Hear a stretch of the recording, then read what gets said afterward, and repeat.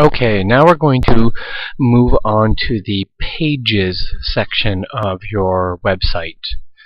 Um, this is how to manage pages. So pages work very similarly to posts. Posts go directly into the blogging area of your website, where pages are actually they look and feel just like a post, but they actually are separated out into a different section of the website, and you can control what order those pages show up in the navigation. So we're basically just going to click on Pages, and that's going to bring us into this area here, and you'll see all the pages that are built into your site. And if you want to add a new page, you would click Add New.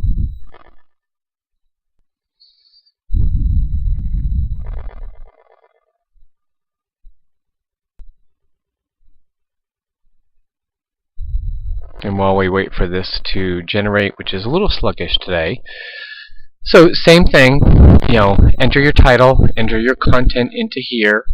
So one of the things that we did not cover before in posts was adding media into your page. So the only main differences between pages and posts is the right-hand side, page attributes. That's an extra feature that shows up in pages only. It does not show up inside of posts. So page attributes, you can choose whether you want this to be a sub-page of another page. So you would choose, okay, my parent to this page would be designers.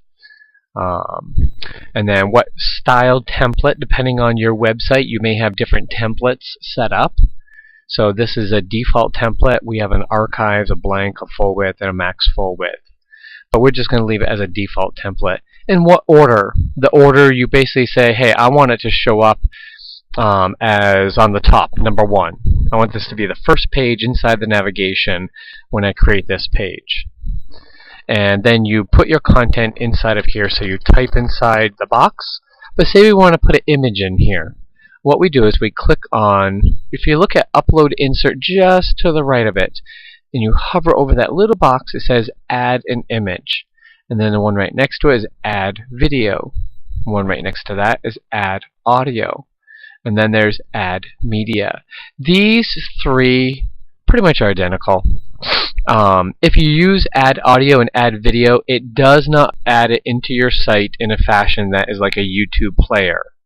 It adds it in as a link. So they can't watch it in your site. It adds it in as a link, and they click on the link and download the video or download the audio. So you would need some other way of putting it into your site, like dumping it into a YouTube account and then dropping the YouTube code into your page. So what I tell people is just ignore these three. Ignore Add Video, Add Audio, and Add Media. These three pretty much do the same thing. The one that you're going to be using all the time is going to be Add an Image. So we're just going to click on Add an Image. It's going to bring up a dialog box. We're going to click on Select a File, and we're going to choose the image that we want. We're going to give it a title. We're going to give it some alternate text. And if we want it to have like a Polaroid effect, we would give it a caption and a description. What that does is it adds a little white box around the outside of the picture with the text down below, and it makes it feel like the old-fashioned Polaroid pictures. When you insert it in, you can choose whether you want no alignment, left, center, or right alignment. Do you want it to be a thumbnail size image, 150 pixels by 150, or medium, 542 pixels by 600, or full size, 600 pixels by 664. So we choose our size. I'm choosing medium, and then I just click on Insert into Post. And once we click Insert into Post, you'll now see the image inside of here. Now, that's just putting the image in. When you're inside of working on a page or a post, you can actually go down to the right-hand corner where it says Save Draft, and you see those three little hash marks right there.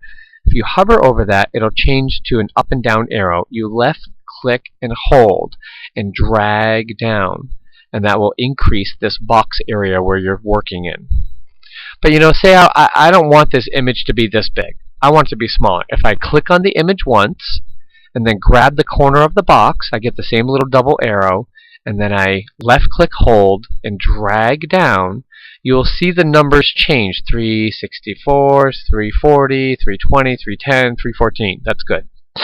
Once I release, and then the image is now smaller. But say I want some padding. See how the text is right tight to the image? I want some padding around the image. So I click on it once. I click the little edit image picture. It's going to bring up a dialog box.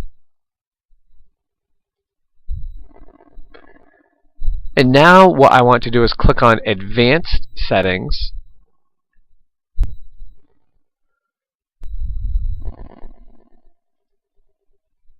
And here we have the source of the image, the size. We don't need to worry about CSS class or styles. If we wanted to have a border, like say, I want a 4-pixel wide border. I want 4 pixels of spacing, 4 pixels of vertical and horizontal spacing. You'll see a preview right up above. So this is what my image would look like with the text wrapped around it. And once I'm all done with that, I just scroll down and I click Update. And now you'll see your image in here with that black border, 4 pixels wide, with 4 pixels of horizontal and vertical spacing. So I'm all done. I'm not going to save this page, so I'm actually just going to move to trash. It's going to bring me back to a list. So all of these pages are installed. Anytime you see a title with no dash, it means that that is a parent page. When there's a dash in front of it, it means that this is the parent, this is the child. So Designers is the parent page. Ordering, Returns, and Warranty are all child pages. So in the drop-down navigation, Designers is going to be right on the button, and then the Ordering, Returns, and Credits and Warranty information is going to be sub-pages underneath of it. And where you will see that on the visual side of your website, what the consumers will see is Designers, Accounts, Delivery, Ordering, Installation Guides, Returns, Warranty. These are all subpages. This Designers is your parent page. And that covers pages. Editing the pages is exactly the same as editing posts as far as content. So now we are going to move on to comments. Comments relate only to the post area of your website. If you put a post up and somebody comments on that post, this is where that comment would show up. You can approve it, you can spam it, you can delete it, you can edit it, you can respond to it, whatever you want for comments. You do have the ability, the only exception to the rule is you do have the ability to allow comments on pages. I typically tell people don't bother because most websites are set up that you want comments relating to the blogging area and not the actual pages. And that covers your commenting area.